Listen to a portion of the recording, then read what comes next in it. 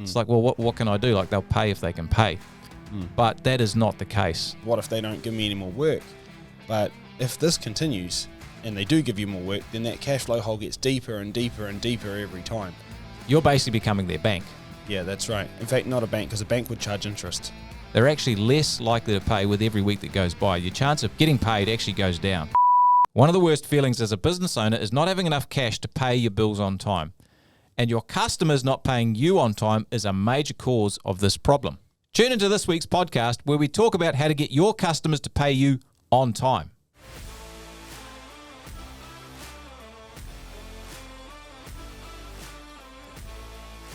To the podcast, indeed. It's Tony Fraser Jones here, the host of the Profitable Tradie podcast, hanging out with my buddy Phil Smith in the studio.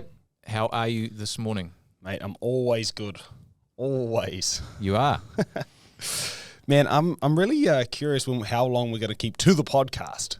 I mean, it's good, it's catchy, but I just get this Batman vibe every time. It is. It's like atomic batteries to power, turbines to speed. Let's go, Batman. I can't get it out of my head. It's very Batman. Yeah, anyway. It's those marketing guys. We'll blame them. That's right. Good And old Nephi. Nephi? Yeah. Alrighty. I think he fancies himself a bit of a Batman. I reckon he's a good Batman. Yeah, me too. You're more like a Robin. But anyway, come what on. are we talking about today, Chief? All right, the Penguin. We're talking about getting paid. So basically, not getting paid will create a huge amount of stress, not just in your business, but also in your life. You can feel like a beggar asking for the crumbs, and it makes you feel weak and powerless. Chasing debts takes a huge amount of time, not to mention the financial costs, interest, all the kinds of things that are going to accumulate from a lack of the money that is yours being in your pocket. The money that you have earned and deserve to be paid, not getting paid feels like theft to me. It does. And what it means is you have to have conversations with your suppliers about not being able to pay them, which is awkward. It feels terrible. It's not good. And there's an interesting fact, and we've had credit control companies present at many of our events, and the thing is, once a person goes overdue, they're actually less likely to pay with every week that goes by. Your chance of getting paid actually goes down. Yeah. It's like catching a falling knife.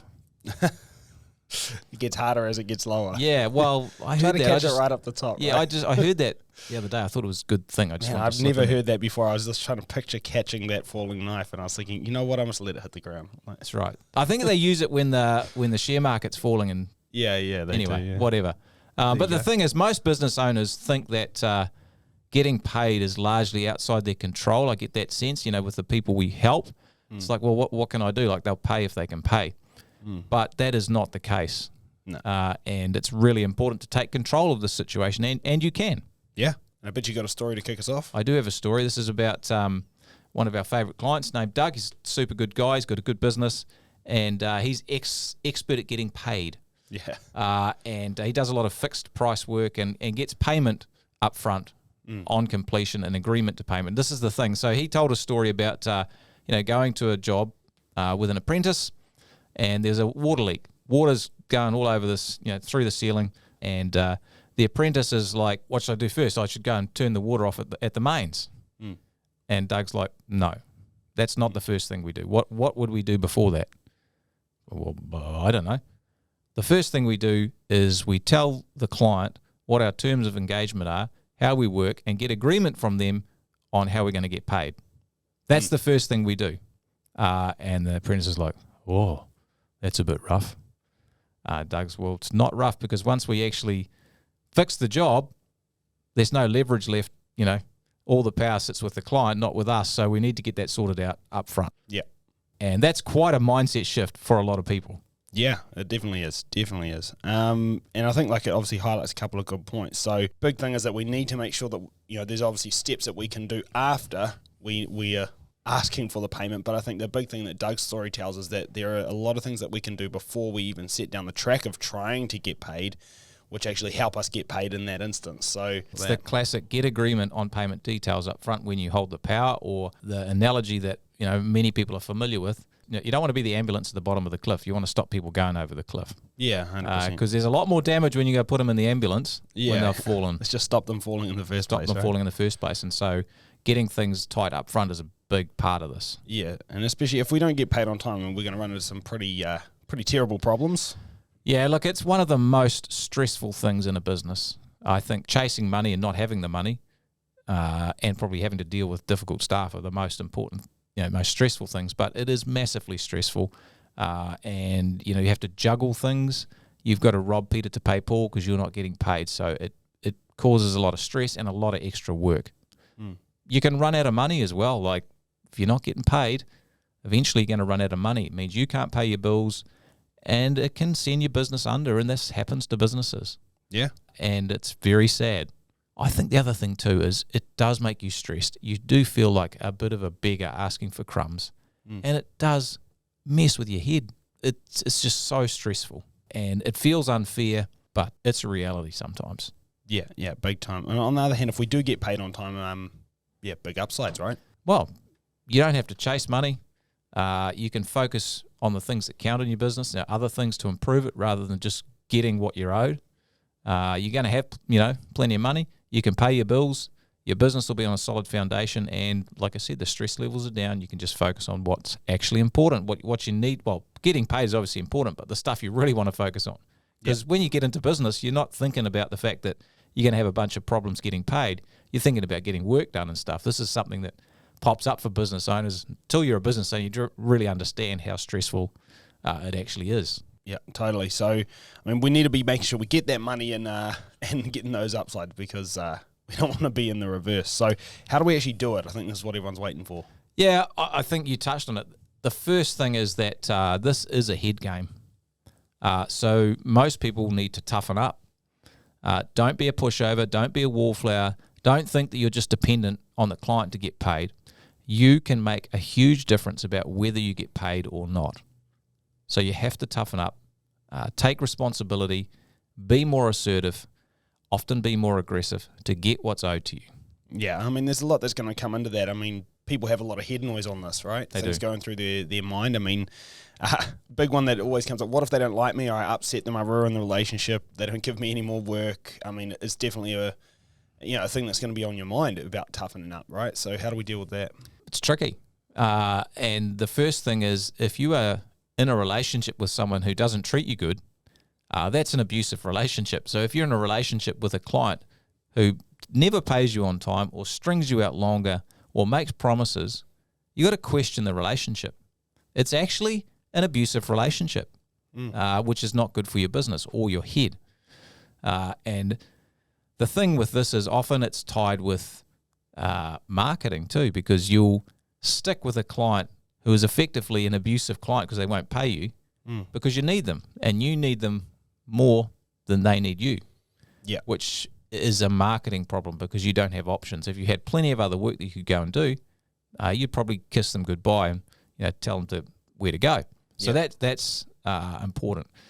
In terms of toughening up, I think the squeaky wheel does get the oil. Yeah, and that's huge. If you are actually in people's, not in their faces in a really aggressive way necessarily, but if you make yourself known and you make your demands known, you are more likely to get paid than the person who doesn't. And the thing in these situations is your client often has limited money. That's why they're not paying you. Yeah, like very few people are actually bad and evil and just don't want to pay. Well, they're not setting out thinking, I can't wait to screw you over. That's right. They're just they probably not just very good. Can't get the money together themselves. Yeah, they can't get the money together themselves. Their business is not running very well. Yeah, if it was and they had heaps of surplus cash, they'd just pay you because everyone wants to feel honest. So it's something that's quite normal.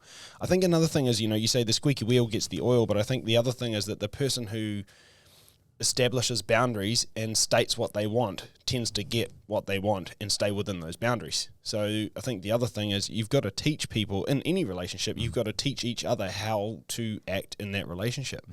Like even with your spouse or significant other, like there are boundaries that you set and things that you tell each other about, how you want the relationship to go, which is going to help you guys be in a better relationship. And it's the same with friendships, it's the same with employee relationships, and it's the same with your clients. You have to be able to express these things and actually set some boundaries and tell them, hey, this is how it needs to go and it can't keep going like this and things like that, or otherwise what's going to happen is it's just, bad behaviors continue. And if you think about one of those big limiting thoughts, which is, what if they don't give me any more work? If we flip that on its head, it's like, what if they do? Like, And what if they don't. do? And they keep don't. not Yeah. paying, like right now you're getting into a cash flow hole because this person's not paying you, and you're worried about, following it up or, doing anything about it, because what if they don't give me any more work? But if this continues and they do give you more work, then that cash flow hole gets deeper and deeper and deeper every time. So you've really got to fix this and set a different boundary and get them to play within that. Or you kind of have to stop working with them, because they'll bring everything down. And even if you get those better clients, this person will ruin your cash flow along the journey of getting those better clients, and you might still not be able to make it work. So it's actually extremely detrimental. Huge. You're so right about training them, because if you're soft at the start, they'll know they can get away with it. But if you're firm at the start and establish good boundaries, that teaches them, which is a great way to look at it. If you let them not pay you, then effectively what you're doing is you're changing the name of your business from so-and-so plumber, electrician, landscaper, painter, glazer, tiler, whatever it is, to so-and-so bank. Yeah. You're basically becoming their bank. Yeah, that's right. In fact, not a bank, because a bank would charge interest. Yeah. And the bank would just take all their and sell it. Yeah, you're more like the beleaguered parent who's just giving the money. That's right. Yeah. They ring up for money and from college, and you give them some more. So that's effectively what's happening. You're becoming a bank, and that's not your business. And not only that, but you are still actually training them. You're just training them in reverse. You're saying, this is okay. It's okay to treat me like this. I'm fine with it. Keep doing it. Please do it again. I'll never complain. You can totally borrow money off me while you pay your other creditors. I'll be fine with it, because I'll come back again and again. That's what you're teaching them every time you make it okay. So it's important you don't. Yeah, and I think there's something else with the toughen up in the head game is when you are in a hole with someone, and they'll tell you stories and make promises, and often they'll actually believe that they can do them. The usual is, well, I'm going to get this money next week, so when I get that money, I can pay you. There's no guarantee they've got that money. And maybe they'll get it, maybe they won't. How many other people have they said this to? That's right. Or maybe they're actually fooling themselves that they're going to get this money because they can get off your back. They've pushed you away by an excuse, and so the stress levels go down for a few days from them while they try and sort their stuff out. Especially beware when they're doing the old, I was supposed to get paid for this job last week, but it hasn't happened yet, but I'm sure it'll come in this week. Because if they're getting put off by one of their debtors, just remember that same thing. It's like the likelihood of getting paid is getting smaller with every passing day. So the likelihood of them getting paid the money is getting smaller. And that's going to compound down to you. It does. And so actions speak louder than words in this situation. So, you've got to set, again, really clear boundaries for there, because if they make promises and you let them off with it, then that's really not ideal. No, not at all. And I think, this leads us on to, if we're setting these expectations and things, it really leads us, I think, to the solutions being in one of two camps. We're either, establishing that guardrail at the top of the cliff, or we're parking up that ambulance at the bottom. So I think maybe if we start with some of the solutions that are more of the guardrail at the top, because I think this is huge, man. Like as we said, the likelihood of getting paid goes down dramatically the further the non-payment goes on. Yeah, and really that's because they just don't have the money. Yeah, or they've given the money to the squeaky wheel, or they've used the money to fund their next project. Yeah, effective, you're being the bank.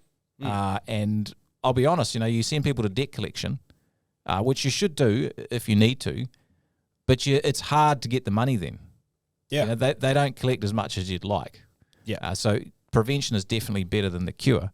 So the things that we think are, make the most difference that we've seen is that your inquiry process is absolutely massive. So how you actually field the calls and set them up in the first instance. Yeah. So you need a script when people inquire.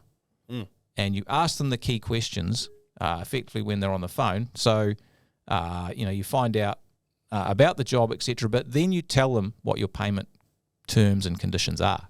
Yeah. And you get agreement from them. Yeah. That's massively important. Much like Doug and his apprentice.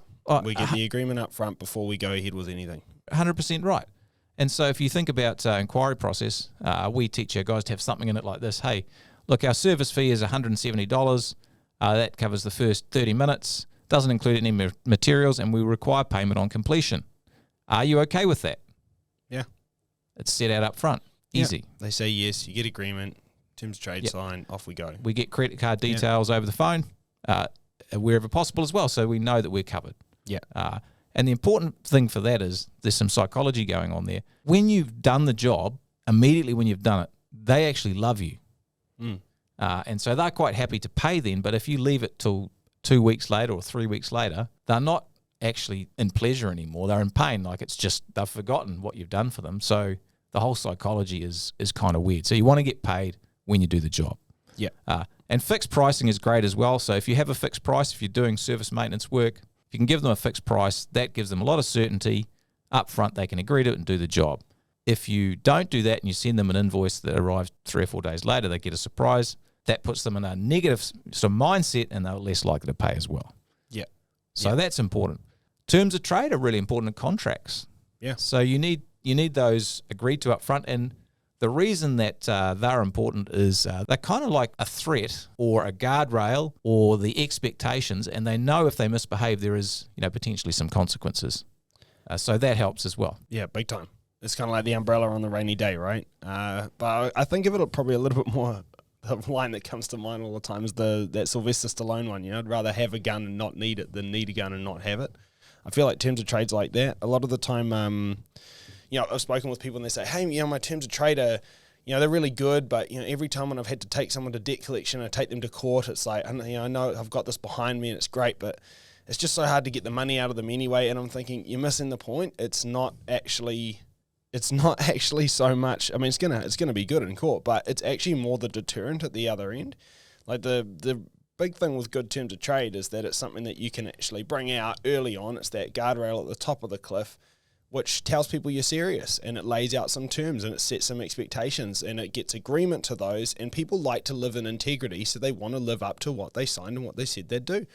And that pre-frame is just going to help everything go smoother and prevent you ever having to actually use those terms of trade, which is kind of the point. So yeah, like I said, but like an umbrella on a rainy day, you want to have it. It's really important. And just amazes me how a lot of people won't invest, a couple of $1,000s into the right legal protections.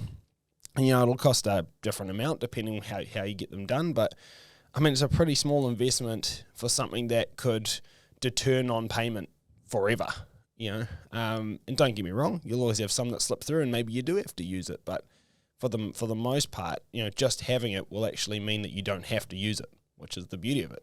It is, you're right. It does amaze me how business owners balk at paying a few $1,000s to get terms of trades and contracts sorted out professionally, because that's too much money, but it's the best money you've spent when you need it.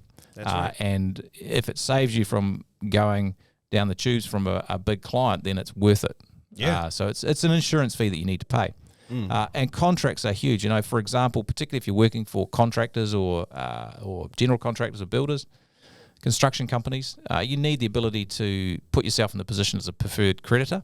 And depending on where you're based, what state or what country, there's different names for this, but effectively you can create a situation where you're a creditor above all the other creditors. You're like a secured creditor and you're going to get paid before everyone else, after the bank and the tax office, but that's important as well, because that's a great protection. Deposits too. Yeah. You're a big fan? I'm a big fan of deposits. Yeah, definitely a BS detector, right? It's gonna separate the people that are serious from the people that are not. And I think the big thing with this is, it depends on your country you're in and which state you're in and what's, able to be taken. But, the reality is that, if someone will pay a deposit, then they're way more likely to pay the rest on completion or within your payment terms. And definitely if you're working with residential clients, like homeowners, things like that, like, trust me, they have all the money before you start the job and they want to pay. They want to get that money out of their bank account and into yours, because every day that money lives in my bank account, I actually don't know whether it's mine because I'm waiting for the invoice from the tradesperson who's worked on my house. So I'd rather just pay it and know what I've actually got to work with in my bank account, So if someone says, hey, can you pay a deposit? I'm like, yeah, cool, sweet, because now it's out of the way, it's done. I've got that money burning a hole in my pocket anyway, so let's get it out. And so the thing is, they want to pay. But on top of that, it's traditionally been quite hard to get deposits out of, say builders or general contractors, because it's just not the way it's been done. But actually, post-COVID, that's all changed too, right? I mean, people are willing to pay deposits so that you can lock in materials. People are willing to pay deposits so that you can make sure that everything's good to go as far as the pricing on those materials, because pricing's going to change so much. So actually seen a lot of success with people getting, some payment up front for, things like materials and using that as a deposit on the job. And again, so much more likely to get paid. So yeah, they are the ultimate, as you said, ultimate BS detector. So you should try and get as big a deposit as you possibly can, given the rules and stuff wherever you're based, because it sorts out the wheat from the chaff. I've got that in there. Yeah, you love to say that. One of my favourite sayings. sayings. Love to say that. Wheat from the chaff. Yeah, but again, if you think about it, it's like if somebody doesn't have 30 or 50% of the invoice available now, what makes you think they're going to have the rest of it available in like a week? Like they can't afford it. Yeah, if they can't dreaming. afford a deposit now, they can't afford it. Once you're done with the job, it's just that simple. And it also is a good attitude detector as well, because sometimes you'll get people, I'm not going to pay you that much deposit. You might rip me off and blah blah blah blah blah. Yeah, you want to get those people out of your business as well. They're a pain in the backside. Yeah, 100%. So people who pay a deposit have the money and they're willing to do things the way you want them to be done. Not only that, but if you think about things like residential homeowners, it's like honestly, as one, I'm more than willing to pay a deposit, because the other thing is then I feel some security. Knowing that you will actually come on the time and day that you said, because I already paid you some money, so I feel like I have some leverage. And that's one of the key concerns for a homeowner is, will you actually come? Will you be reliable? Will you do a good job? And if I feel like I've already paid some money, I actually feel like you already owe me, which puts me in a position of more certainty and actually more comfort. It's ironic that you think it's going to make them uncomfortable, but they feel better about it. So don't hesitate. And on the other hand, look, I know some people will be sitting there saying, but I do, huge project work. I mean, like, that's just not the same thing. And they won't have the money because they make it over to, all right, cool. It won't be deposits. It'll just be payment claims, right? Progress payments and things like that. Progress claims are huge. The thing is, often you can structure the claim process in a way that suits you much better, because the theory is you want to get as much of the project claim done as early as possible so you get the cash. Yeah. And you're not waiting. You don't want to have done 80% of the project, only got 20% of the money, because if the contractor goes under, you are royally screwed. Yeah. Well, you want to be in the position where you're at 60% of the work done, you've got 70% of the payment claim. Yeah. Now, I know some people say, well, that's got to line up, but there's always some room to move this around. And if you're listening and you work in this area, you'll understand this. Yeah. So you want to make sure you get the payment claim as far as advanced as possible of where you're at, so that you've got as much money as possible. And if then the client does, can't pay, or the thing falls to bits, you're only in the hole for a small part, not the whole part. Yeah. And the small part's not going to sink you. The whole part, really, really hard to deal with. Yeah. So you want to try and front load those payment claims as much as possible. And it goes into the whole area of contractors, which is different. So the big problem for the businesses that we help working in this area is they feel a lack of power.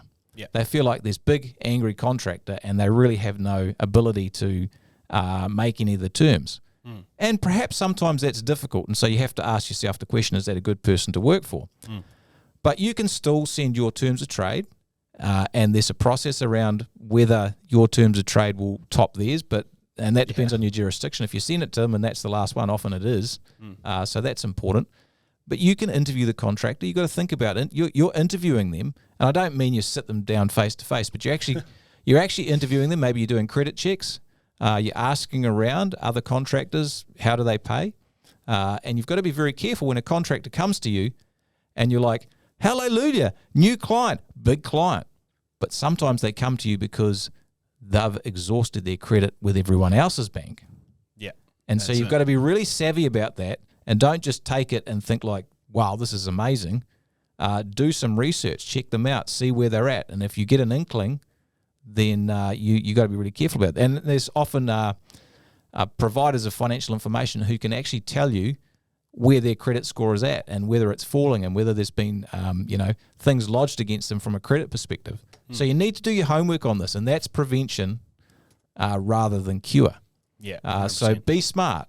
Yeah. And don't overextend yourself with all your projects at once. Maybe do a project and see how that goes rather than opening yourself up to all the risk. But do your homework at the start and get the legal sorted out, and don't just like lie over and let them, roll over and scratch your tummy like a dog might do, which is sometimes what happens because you feel like you're in that weak position.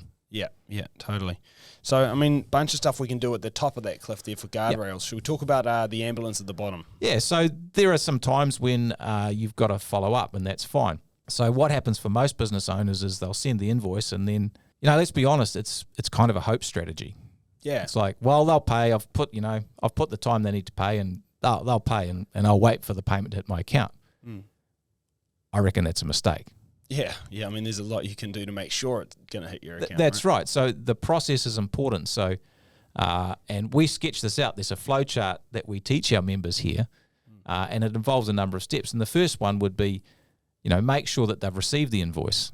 The thing is even if they receive it, if there are any reason they're not going to pay it, the first excuse they'll come out with is, I didn't get it, or, it must be lost in my emails. I missed that. Where is it? Could you resend it? That's the stuff they'll pull out first.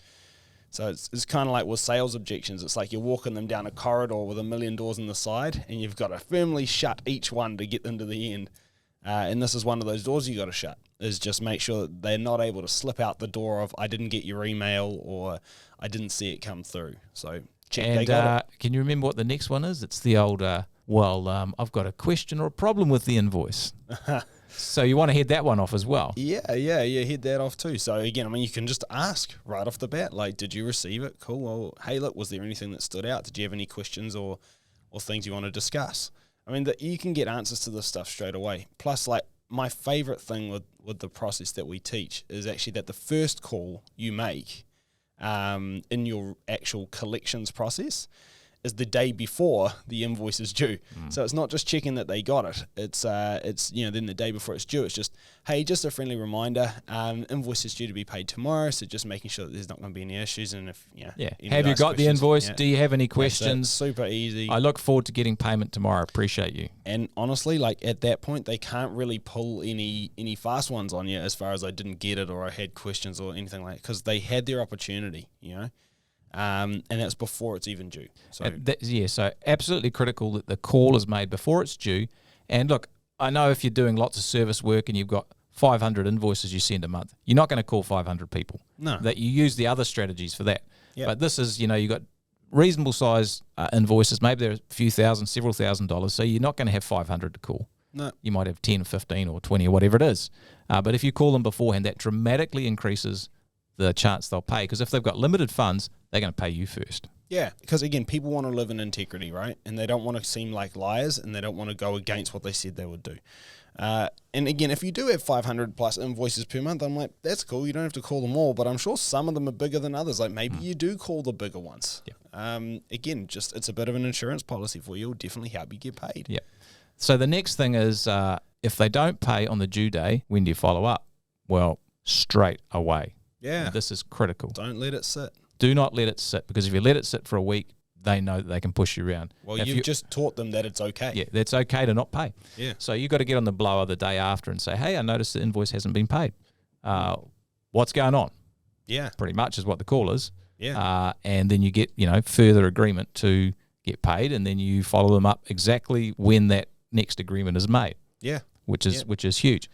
So I think the key thing here that we've found, Phil, is that, some people do emails and text reminders, which are all good, but really what counts is the phone call, right? I've got to be honest as well, as like a lot of people will say, oh yeah, but I do email reminders. And I'm like, cool, like what are they saying? They're like, oh no, I don't know. It's like the automatic ones that my accounting software sends. I'm like, oh, okay, you don't do email reminders then. And by the way, if they're automated emails, like half those aren't even hitting the inbox of the person that they're going to. They'll be going to junk at best. Because they're automated. The person's email provider knows they're automated and junks the email. Like, there's actually a very good chance that they're not even being seen, let alone having an impact. A third of emails get read. That's it. So I think the thing is like, the fastest way between any two people is a telephone. And so, and plus it's really telling. People, you can hear the tone of voice. You actually got them. If I send you an email or a text, it's like, I don't know if you read it. I don't know if you saw it. I mean, even if you have the old, I can see that they read it. It's like, I don't know who read it. And I don't know how well they read it. I don't know if they read it, start to finish. I don't know what they're doing about it or how they feel about it. Call the person. All right. It's really, really important. Well, accountability is best. This is an accountability, right? It's holding your client accountable to the commitments they've made to pay you for the services that you've provided that you deserve to be paid for. Yeah. And so accountability is best done effectively face-to-face, and the phone is the easiest way to do that. I mean, you can visit them as well, and sometimes you need to, maybe further down the track. Look, I want to come to that. So the big thing is like, look, if we're doing all of our follow-ups, and I think we won't go into every step of our accounts receivable process today, but at the end of the day is like, it is a contact sport. You do need to get involved and actually call people, and, we have scripts and processes that we follow here. But after we've done a couple of these and we've set some dates and we've followed up and they still haven't paid, well, then at that point, you do have to follow through on your collections process and send them to collections. And depending on jurisdictions and what the law is and everything, you might have to send a 7-day letter beforehand just to, warn them, hey, this is about to happen formally. And then, don't hesitate. When it's time to send them to collections, send them to collections. But be aware, collections agencies cannot go and physically take the money off your client. So all that they're going to do is, begin their harassment process, which won't be as powerful as yours because they don't really care as much as you do about getting your money. And then the other thing is they might be able to, put bad credit on that client. But, a lot of people might not care. There is a strategy you can do, which it can be quite powerful. And it's absolutely nothing that's about, intimidation. I'm not going to tell you to send the mob around to someone's house. With the baseball bats. Don't do that. But what you can do is that you can show up at their office. Don't do it, obviously, at their house. That's extremely intimidating. Don't do that.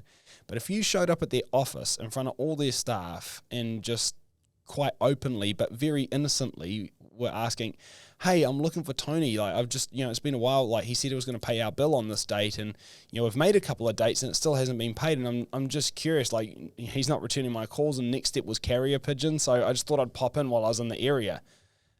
Very innocent pop in, very embarrassing.